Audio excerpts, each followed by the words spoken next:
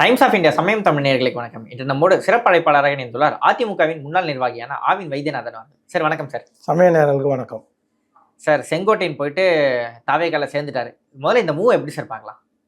அது அனைத்து இந்திய அண்ணா திராவிட முன்னேற்ற கழகத்தின் ஒரு மூத்த முன்னோடி அண்ணன் செங்கோட்டையன் வந்து தாவேக்காவுக்கு சேர்ந்ததில் அடிமட்ட தொண்டன்லேருந்து மேல்மட்ட தலைவர் எல்லாருக்குமே சந்தோஷம். ஏன்னா எடப்பாடி யாரையுமே மதிக்கிறதில்ல, யாரையுமே அரவணைக்கிறதில்ல, யாரையுமே அவர் தோல்வியை பற்றி கவலையே படுறதில்லை. மீண்டும் அவர் இங்கேயே இருந்திருந்தாருன்னா மீண்டும் கோபி தொகுதியிலேயே அவரால் வெற்றி பெற முடியாது. 209 முறை வெற்றி பெற்ற அவரால் இந்த முறை வெற்றி பெற முடியாதுன்றனால தான் மக்கள் செல்வாக்கும் தொண்டர்கள் செல்வாக்கும் அங்கே அவருக்கான வேலை நிறைய இருக்குது தாவேக்கால. அந்த வேலையை நிரப்புறதுக்கு அங்கே ஆள் இல்லை. ஒரு புஷி ஆனந்தாலேயோ இல்லை ஆதவ அர்ஜுனாலேயோ அதை செய்ய முடியாது. அதனால் இவரோட தேவை அங்கே தேவைப்பட்டது, அதனால் போயிட்டார். இவங்க கூப்பிட்டாங்களா இல்லை அவராக வந்து தாவேக்கா அப்ரோச் பண்ணாங்க? 2 பேர். ஃபஸ்ட்டு அவரை அப்ரோச் பண்ணல, விஜய் குரூப்லேருந்து தான் கூப்பிட்டாங்க. விஜய் சார், நீங்கள் நடுவில் சொன்னீங்க கோபிச்செட்டிப்பாளையத்திலேயே தோப்பாரு அப்படின்ற ஒரு நிலைமை தான் இருக்குன்னு. அதிமுக அவ்வளோ வீக்காக சார் ஆயிடுச்சு. அதாவது கடந்த நாடாளுமன்ற தேர்தலில் கிட்டத்தட்ட 21% வாங்கினாங்களா இல்லையா? அந்த அளவுக்கு வீக்காக போயிடுச்சு. ஒரே விஷயம், அம்மா வந்து 2014 53% வாக்கு வங்கி வச்சாங்க. 2016 47% வச்சாங்க. அதுக்கப்புறம் எடப்பாடியார் வந்து 33% 2021 வாங்கினார். இதெல்லாம் வந்து புள்ளி வரும். அதுக்கப்புறம் நடந்து முடிந்த இடைத்தேர்தல், மேயர் தேர்தல், மாநகராட்சி தேர்தல், நகராட்சி ஊராட்சி மன்ற தேர்தல் எல்லாம் 15 கிட்ட போயிடுச்சு. அதாவது எடப்பாடியோட நீங்கள் வந்து 21%, அந்த 21% வந்து தேமுதிகவோட வாக்கு 2% சேர்த்து சொல்கிறீங்க. சார் அப்படின்னா கூட ஒரு 20% 19 தான் இருக்குது. பிஜேபியோட வாக்கு வங்கி எவ்வளோ? சரி, இல்லை ஒரு நாடாளுமன்ற தேர்தல் நமக்கு வந்து கடைசியாக எக்ஸாம்பிளாக ஒரு வச்சோமே. நாடாளுமன்ற தேர்தல் ஒன்றுமே நோட்டாக்கு கீழே இருந்த பிஜேபி கூட்டணியுடைய ஓட்டு வங்கி எவ்வளோ இருந்தது? 18.4% அது லாஸ்ட் எலெக்ஷன். அதுக்கும் அதிமுக எவ்வளோ வித்தியாசம்? 6.6% தான் வித்தியாசம். இல்லை பாஜக அது 11, அதோட பாமக எல்லாம் கூட்டணி இருந்தாலும் இந்த கூட்டணி 21 வச்சுக்கோங்க. இந்த கூட்டணி 19.4 வாங்கியிருக்கு, 18.4. பெரிய வித்தியாசம் ஒன்றும் இல்லையா? சரி, அப்போ நான் சொல்றது யாரெல்லாம் இருந்தாங்க அதில் செங்கோட்டையானெல்லாம் உள்ளே இருக்கும்போது இந்த நிலைமையில எப்படி இன்னும் எவ்வளோ வாங்குவாங்க? 15 கீழே போவாங்க. அதில் யாராலையும் மறுக்க முடியாது. இந்த முறை எலெக்ஷன் நடந்தால் 15% கீழே தான் போவோம். இப்போ இந்த பிஎல்ஓலாம் வராங்க, வீட்டுக்கெல்லாம் வராங்க, அந்த ஓட்டு இதெல்லாம் செக் பண்ணுறாங்க. திமுககாரன் கூட வரான். ஒரு அதிமுககாரங்களும் அது சரிப்பாக வரதில்லை. இவரும் கழுதியாக கத்திரி பார்க்குறாரு, மீட்டிங்கில் கத்துறாரு, சென்னையில் மாவட்ட செயலாளர் சரியில்லைன்னு பேசுகிறாரு, எல்லாம் பேசுகிறாரு. ஆனால் நோ ஆக்ஷன். சார், இல்லை தலைவர்கள் மத்தியில் ஒரு சுணக்கமோ ஒரு தொய்வோ இருந்திருக்கலாம். கேடர்ஸ் அவ்வளோ இருக்காங்க சார், அவங்க எல்லாருக்கும் ஒரு தலைவர் மத்தியில் வந்து சுணக்கமோ தொய்வோ இல்லை. அடிமட்ட கேடர்ஸ் அவன் தான் முக்கியம். எலெக்ஷனுக்கு ஓட்டு வங்கி அவன் தான், ஓட்டு வாங்கி தர போகிறான் அவன் தான். அவங்ககிட்ட தான் அந்த சுணக்கம் இருக்குது. இதனால் தொடர்ந்து நம்ம தோற்றுக்கிறோம். நம்மகிட்ட பலம் பத்தலை. திமுக இன்டெக்டடாக இருக்குது கூட்டணி, நம்ம கூட்டணி பத்தலை. இருக்கிறப்ப கூட்டணியே இல்லைனா கூட அம்மா 2014 நம்ம தனியாக நின்ன அம்மா கிட்டத்தட்ட இந்தியாவில் 3வது பெரிய கட்சி அனைத்து இந்திய அண்ணா திராவிட முன்னேற்ற கழகம் வந்தது. அம்மா அப்போ சொல்கிறாங்க, எனக்கு கண்ணு கட்டின தூரத்தில் 2014 கண்ணு கட்டின தூரத்தில் எனக்கு எதிரியே தெரியல, கண்படலைன்னு சொன்னாங்க. அப்படிலாம் இந்த ஒரு இயக்கத்தை திரும்ப இன்றைக்கி அடமானம் வச்சுட்டு ஒன்றையும் பிஜேபியோட ஒட்ட உறவே இல்லைன்னு சொன்னாப்புல யார் 2029 வரைக்கும் இல்லை, திரும்ப பிஜேபியோட சேர்ந்தது கூட தப்பு இல்லை. அவங்க சொல்கிறதையாவது கேட்கணும்ல. யாராவது அரவணைப்பா, எல்லாரையும் சேருப்பா, நீ தான் முதலமைச்சர் கேண்டிடேட், நீ தான் பொதுச் செயலாளர், அப்புறம் ஏன் சேர்க்க மாட்டேன்றதான் கேட்குறேன் நான்.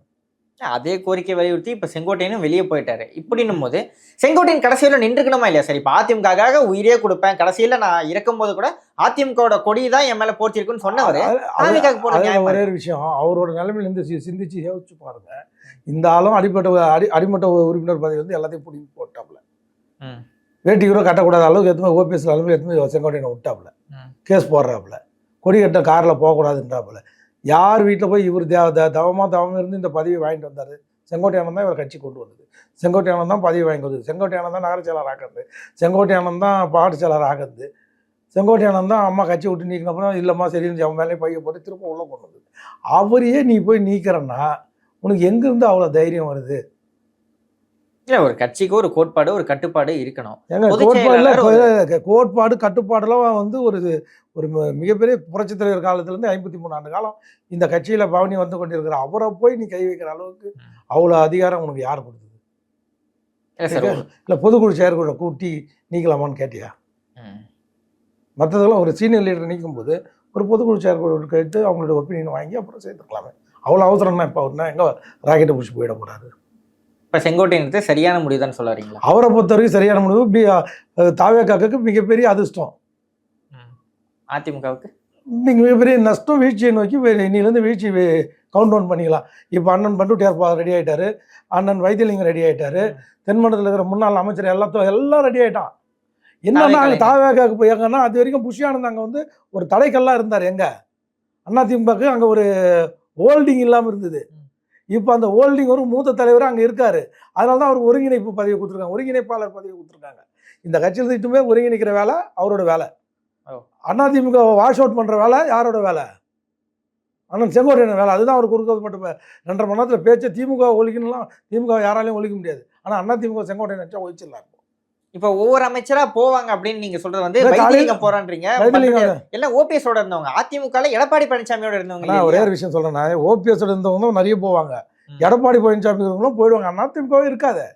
முதல்ல பாதிக்கப்பட்ட அணி எது? ஓபிஎஸ் அணி. பாதிக்கப்பட்ட அணி போறாங்க, பண்டுட்டியாரெல்லாம் போவார். இதெல்லாம் போச்சுன்னா தாவேக்காக்கு ஒரு இமேஜ் வந்துடும். இல்லை பழம்பெரும் தலைவர் புரட்சிக்கார செங்கோட்டையனோட சீனியர் லீடர் யாரு? பண்டுட்டியார். திமுக மந்திரி சபையில் 72 மந்திரியா இருந்தவர், கலைஞர் கருணாநிதி. அண்ணா மந்திரி சபையில் மந்திரியா இருந்தவர் யாரு? பண்டுட்டியார். இவங்களாம் அங்கே ஆலோசனை கொடுக்கும்போது தானே கிராஃப் ஏறும் தானே. சரி, அது ஓகே சார். அதான் 2026 தேர்தலுக்கு முன்னாடி தாவேக்கா ஒரு தேர்தலை கூட சந்திக்காத நிலையில நீங்க வந்து தாவேக்காவை ரொம்ப, அதாவது அதிமுகவை தாண்டி தாவேக்கா வந்துடும் அப்படின்னு நீங்க ப்ரொஜெக்ட் பண்றதா? நான் சொல்றேன்ப்பா, இன்னைக்கு வந்து தாவேக்காவோட ஓட்டு சதவீதம் 20% அவங்க கையில இருக்கு. இப்போ நேற்று வரைக்கும் இன்னைக்கு 20 வந்து 30% ஒரே நாள்ல ஜம்ப் ஆயிருக்கு சார். எல்லாம் அனுமானமா சார். ஒரே விஷயம், ரியாலிட்டியா அதிமுக ஓட்டு வங்கி இல்லை, குறைஞ்சிச்சு. 53% இல்லை. அவர் வச்சிருந்த 33% இல்லை. அம்மா கடைசியாக 2016 எலெக்ஷன் வாங்கி கொடுத்த 43% இல்லை. அப்புறம் எதை வச்சு அதிமுக இப்போனா இவர்கிட்ட புதுசாக எதனா தேர்தல் யோகம் இருக்கா? இல்லை பெரிய ஜனவரியில் ஏன் இப்போ வர மாட்டானா? டிசம்பரில் ஏன் நவம்பரில் வர மாட்டான்? ஜனவரியில் பெரிய கூட்டணி இன்னும் தமிழ் எங்கேருந்து வரான்? பெரிய கூட்டணி நம்மளுக்கு தெரியாதா? இந்த திமுக தான் வரணும் பெரிய கூட்டணி. எடப்பாடி வேற யார் இருக்கான் பெரிய கூட்டணி? ஒரு பாமகவோ தேமுதிகவோ அதில் பெரிய கூட்டணியா? தேமுதிக பெரிய கூட்டணியா? இல்ல தாவேக்காவை அழைச்சாங்க, இவங்க நிராகரிச்சுட்டாங்க அப்படின்னும் போது அடுத்தடுத்து பெரிய யார் இருக்கான்? இருந்தா தானே வருவோம். யாரும் திமுக விட்டு யாரும் வரும்? திருமாவளவன் வருவாரா? பெரிய கூட்டணி திருமாவளவன் தான் இன்னைக்கு பெரிய கூட்டணி. பாமக இந்த சைடில் அதுவே இப்போ உடஞ்சி கிடக்கு. அப்படின்னும் போது யாருமே கூட்டணி வராது, யாரும் வரல, இருக்காது. இது தெரியாது அண்ணன் செங்கோட்டையனுக்கு. இது இங்கே இருந்தால் நம்ம ஜெயிக்க முடியல, இந்த வியாபாரம் போனி ஆகாதுன்னு தெரிஞ்சதானே மூட்டையை கட்டின்னு போயிட்டாராங்க. சரி, ஓகே சார். இன்னொரு பக்கம் ஒன்று சொல்றாங்க, பாஜக வந்து என்டிஏ அலைன்ஸ்ல இருக்காங்க, அதுவும் பாஜகவும் அதிமுக ஒரே கூட்டணியில் தான் இருக்காங்க. அப்படின்னும் போது பாஜக இங்க தன்னுடைய முழு பலத்தையும் செலுத்தும் போது, ஏன்னா மத்தியில் அரசு அவங்க கிட்ட தான் இருக்கு, அப்படின்னும் போது அதிமுக வீழ்த்தது தான் அவங்களோட முதல் நோக்கமா இருக்கும் அப்படின்னு. முழு பலத்தை சேர்த்து ஏன் செங்கோட்டையன் அங்கே போறாரு? அதுதான் கேட்க வரேன். செங்கோட்டையன் வந்து பாஜக தான் அனுப்புதா அப்படின்னு? இல்லைங்க, பாஜகவை நம்பி வந்தவன் தமிழ்நாட்டில் ஒருத்தவங்க கூட இல்லை. வேட்டி உருவி போட்டாங்க, ஓபிஎஸ் நம்பி கடந்தான் அந்த ஆள் பாவம். நீ அனைத்து இந்திய அண்ணா திராவிட முன்னேற்ற வேட்டியே கட்ட முடியல, கரை வேட்டியே கட்ட முடியல ஓபிஎஸ். அவரோட ஒரு நம்பிக்கை நட்சத்திரம் பாஜக யார் கிடைப்பான்? அவரோட ஒரு சிறந்த அடிமை நாட்டில் எவன் இருக்கிறான்? இந்தியாவில் உலகத்திலே கிடையாது ஓபிஎஸ் மாதிரி ஒரு சிறந்த அடிமை. நமக்கு வாய்த்த அடிமையிலே சிறந்த அடிமை அது. அந்த அடிமையே நடுரோட்டில் விட்டானுங்க பாஜக. அது ஒரு வியூகமா கூட இருக்கு. அது வியூகமாக இருக்கட்டும். இவர் எங்க புதுசாக ஒரு கட்சி ஆரம்பிக்குது? எந்த ஊருக்கா கட்சி ஆரம்பிக்குது? ஆளாத ஊரில் யாருக்கு போய் டீ ஆத்த போறாரு? அவரு யார் இருக்கான் அவர் பின்னாடி கட்சி ஆரம்பிக்குது? சார், பாஜக வியூகமா இருக்கலாம். ஓபிஎஸ் அவர்கள் புதிய பாஜக தமிழ்நாட்டில் வியூகமே இல்லைங்க. வெஸ்ட் பெங்காலில் வியூகம் வலிக்கிறாங்க, தமிழ்நாட்டில் எங்கெங்க வியூகம் வலிக்கிறாங்க பாஜக. இருக்கிற கூட்டணி என்டிஏலேருந்து டிடிவி தினகரன் வெளில பிச்சுன்னு போறாரு, இருந்த ஓபிஎஸ் பிச்சுன்னு போறாரு, ஒட்டோ உறவே இல்லைன்றாரு. ஆனால் வைத்திலிங்கம் பிச்சுன்னு போறாரு, யாரும் இல்லைன்றாங்க. ஆனால் செங்கோட்டையன் கடைசியாக செல்ல புள்ள மாதிரி வச்சு சுற்றின்னு இருந்தாங்க. நிர்மலா சீதாராமன்லேருந்து இப்போ அமித்ஷாலேருந்து வச்சு அந்த ஆள் நடுரோட்டில் விட்டு அந்த கோவத்தை, அவர் எடப்பாடி மேலே இருந்த கோவத்தோட பிஜேபி மேலே இருந்த கோவத்தை தான் தாவேக்கா போனார் வேகமாக. அவர் 2 வாய்ப்பு இருந்தது, ஒன்று திமுக, ஒன்று தாவேக்கா. திமுக கடைசியில் போக திமுக போனால் உழைக்க தேவையில்லை, ஆல்ரெடி பிராண்டடு. இது பிராண்டை இவரே தான் நீங்கள் சொல்ல மாதிரி கிரியேட் பண்ணோம். அதை பண்ணுவார் அவர். யார்? செங்கோட்டையன். அந்த திறமை வாய்ப்பெல்லாம் அவர்கிட்ட இருக்கு. திறமை பாஜக வந்து இந்த வாய்ப்புகளை தவற விடுறாங்களா? இல்லை சொல்லி பார்த்தாங்க, இல்லை சொல்லி பார்த்தாங்க. எடப்பாடி கேட்குற மாதிரி இல்லை, நான் பார்த்துக்கிறேன் ஜெயிச்சிருவேன். சட்டியை கீழே போட்டானுங்க, எல்லாமே உடையிட்டோன்னு உடைச்சு நீயே போய் சாப்பிடான்னு சொல்லிட்டானுங்க. இல்ல சார் அது வந்து இப்போ ஒரு அதனால தான் பிரைம் மினிஸ்டர் வெஸ்ட் பெங்காலில் நாங்கள் ஜெயிப்போம் கைப்பற்றும்னு சொன்னாங்களே தவிர தமிழ்நாட்டை கைப்பற்றும்னு ஏன் சொல்ல மாட்டாங்க மத்திய பீகார் காத்து தமிழ்நாட்டுல அடிக்குதுலாம் வந்து பேசிட்டு போனாங்க. யாரு பேசுறது? பிரைம் மினிஸ்டர் தான். பிரைம் மினிஸ்டர் தமிழ்நாட்டை கைப்பற்றும்னு எங்கேயுமே இது வரைக்கும் சொன்னாங்க. பீகாருடைய காத்து தமிழ்நாட்டுல அடிக்குதுன்னு சொன்னார், கைப்பற்றும்னு எங்க சொன்னார்? வெஸ்ட் பெங்கால் அடுத்து கைப்பற்ற போறோம்னு சொன்னார். தமிழ்நாட்டை கைப்பற்றும்னு பாரத பிரதமர் சொன்னாரா? ஏன்னா இவனுக்கு லட்சணம் நமக்கு தெரியும், அவருக்கு தெரியும், நம்மளுக்கே தெரியும்போது அவருக்கு தெரியாதா?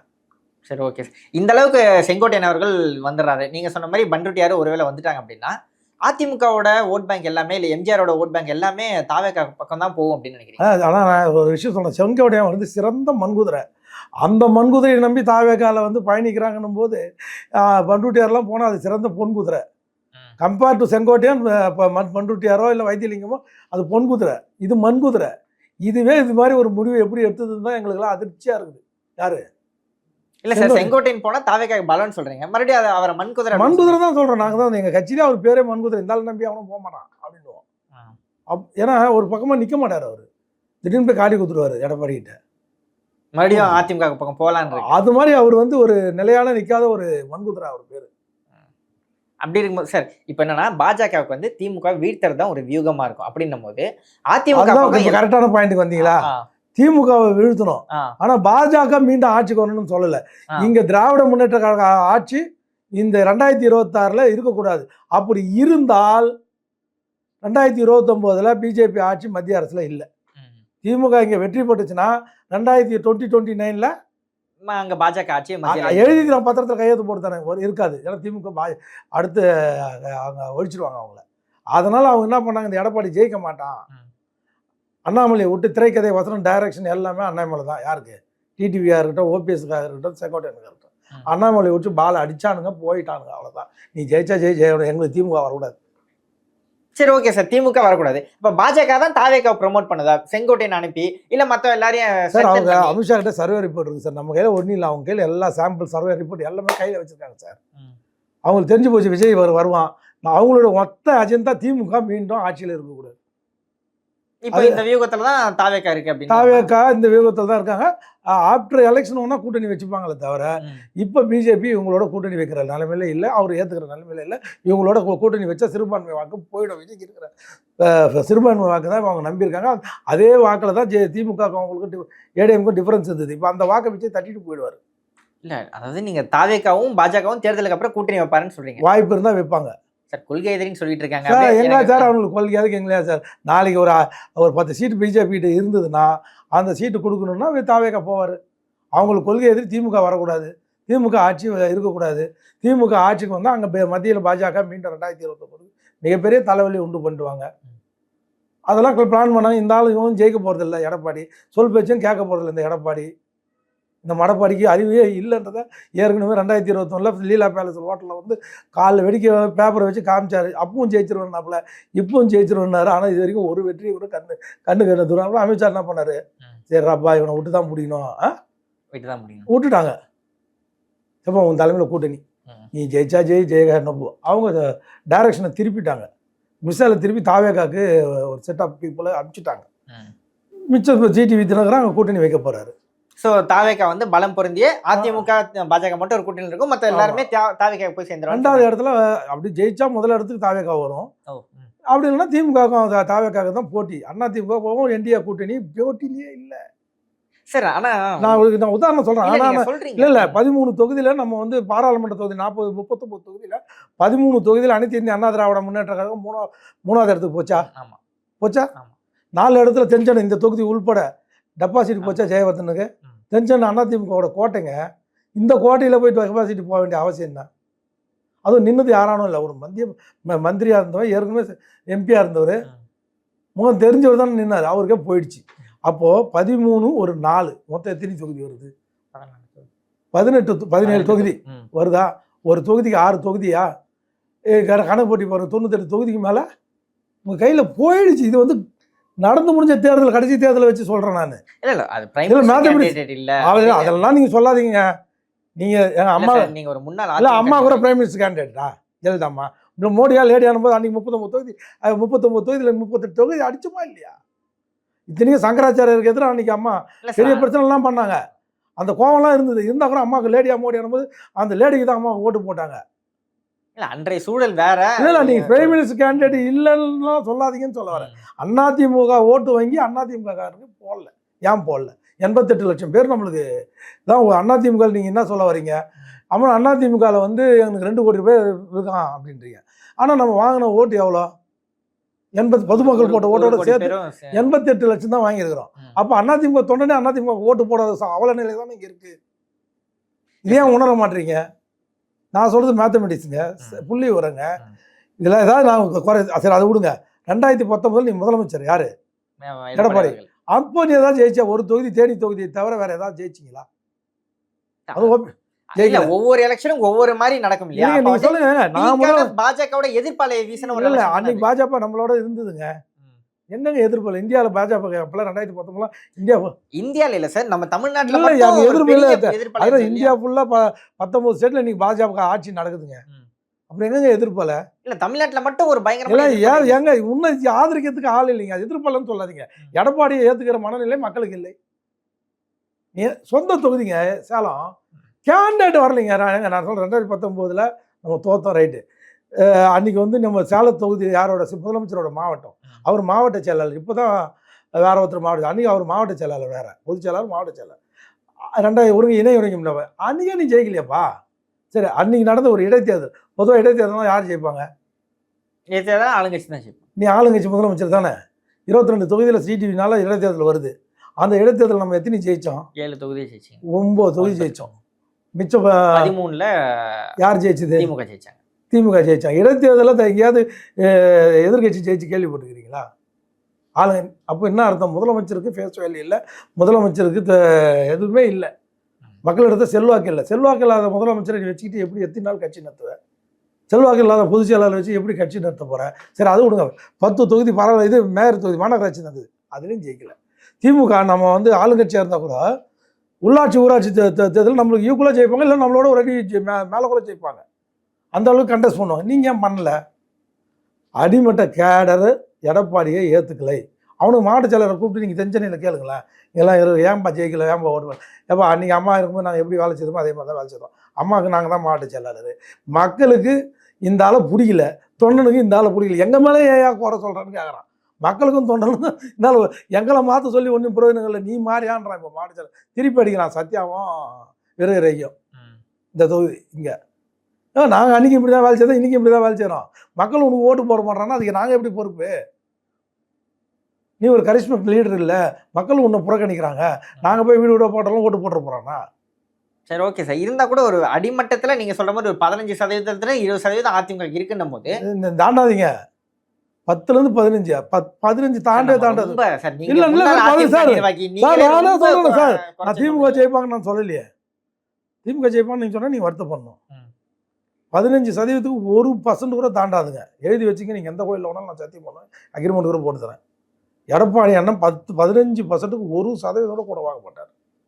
நீங்கள் எத்தனை சாம்பிள் வேணாலும் நீங்கள் செக் பண்ணி நீங்கள் வெரிஃபை பண்ணிங்க. உங்கள் டைம்ஸ் ஆஃப் இந்தியா சமயத்தை வச்சு நீங்கள் சாம்பிள் ரிப்போர்ட் எடுத்து பாருங்கள். டிஸ்ட்ரிக்ட் லெவலில் சென்னையில் ஒரு தொகுதி கூட ஜெயிக்காது. எந்த தொகுதி ஜெயிக்கிற மாதிரி நீங்கள் சொல்லுங்களேன். சென்னையில் அதிமுக எந்த தொகுதி ஜெயிக்கிற உங்கள் கண்ணுக்கு எது சொல்லுங்க சார்?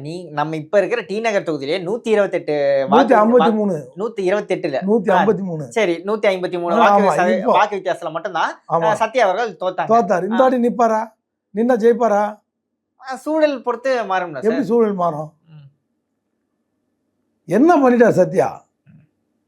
என்ன எதுவும் ஆர்ப்பாட்டம் பண்ணாரா? மக்களுக்கோசம் போராட்டம் பண்ணாரா? இல்லை மக்களுக்கோசம் பட்டா வாங்கி கொடுத்தாரா? இல்லை சிட்டா வாங்கி கொடுத்தாரா? என்ன வாங்கி கொடுத்தாருங்க? டீனர் இருக்காரா? அவர் திமுக கூட அன்கோ போட்டுக்கின்னு அவர் பாட்டுன்னு G2 பாலா கூட வியாபாரம் பண்ணிக்கின்னு அண்ணா நகர் மோகன் பையன் கூட வியாபாரம் பண்ணுகிறாரு. யார்? அண்ணா நகர் மோகன் திமுக எம்எல்ஏட பையன் கூட சுற்றினுக்கிறாரு. அவர் போய் கட்சி வேலை பார்க்க மாட்டார். ஆனால் எடப்பாடி வந்து தள்ளுன்னு இப்படி பண்ணிட்டா அவருக்கு கட்சியை பண்ணிவிடுவாரா? கட்சி பண்ணோன்னா நீங்கள் இன்றைக்கி எத்தனை வீட்டில் வந்து அந்த எஸ்ஐஆர் ஃபார்ம் வரல, அந்த வேலையை பார்த்தாங்களா? மாவட்ட செயலர் சத்யா பார்த்தார் அந்த தொகுதியில். என் வீட்டுக்கு வரல, நேற்று வரைக்கும் வரல.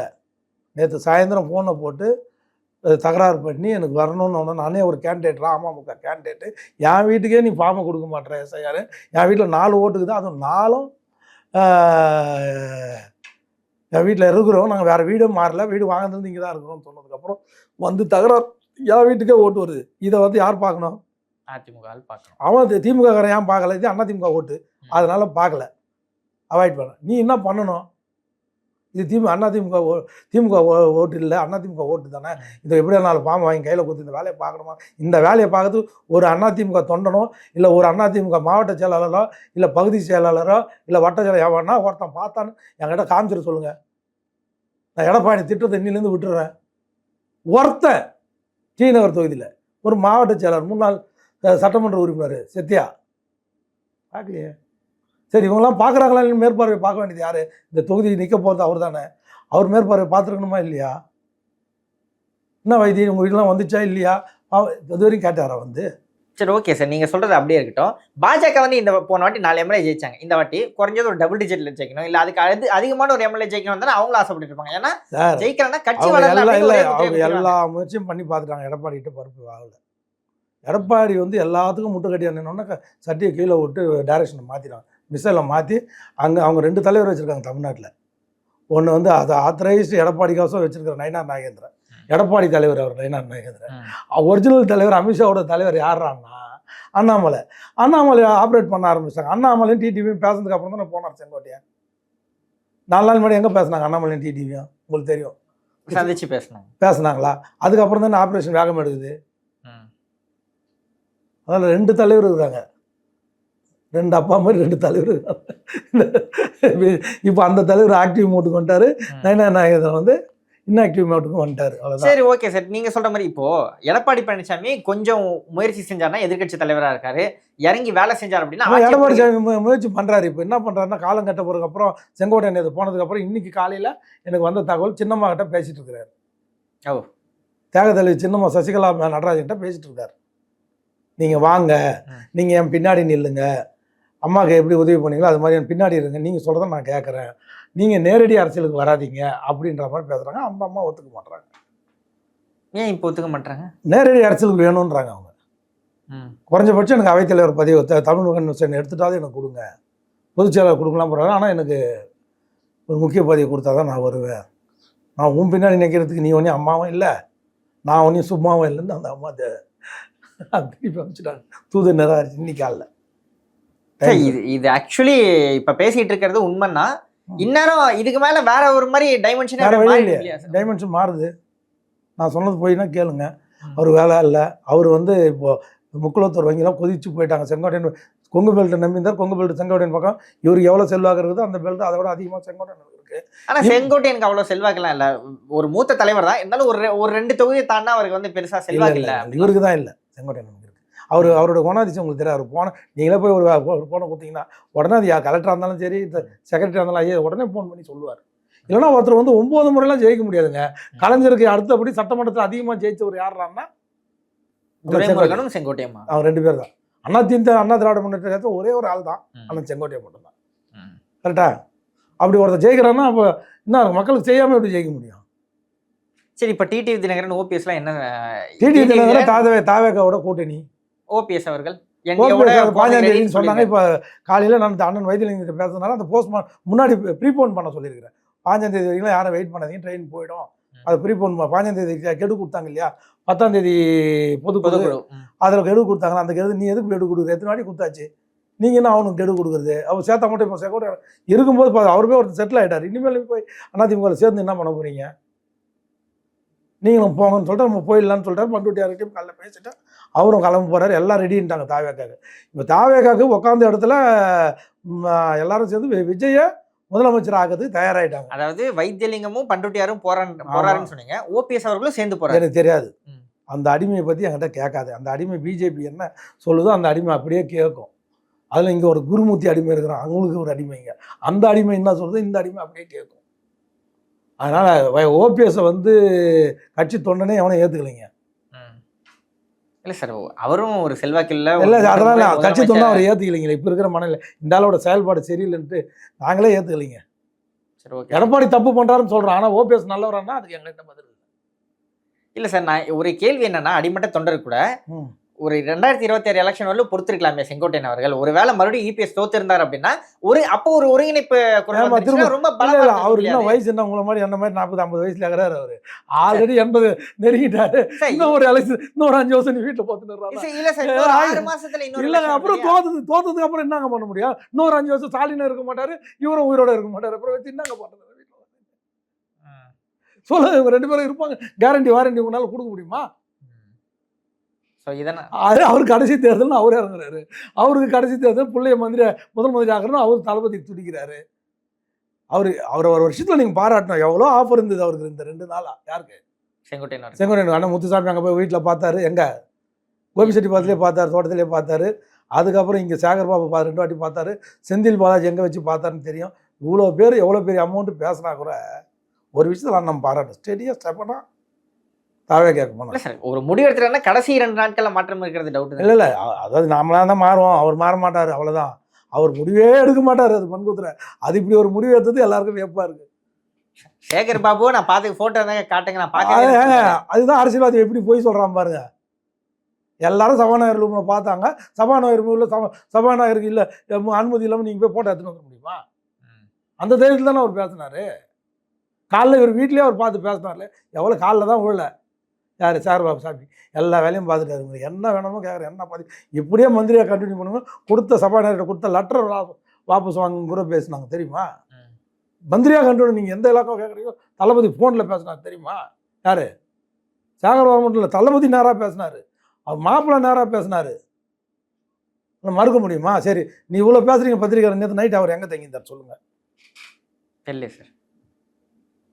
அவர் வந்து கூட்டத்தோட தங்கலை.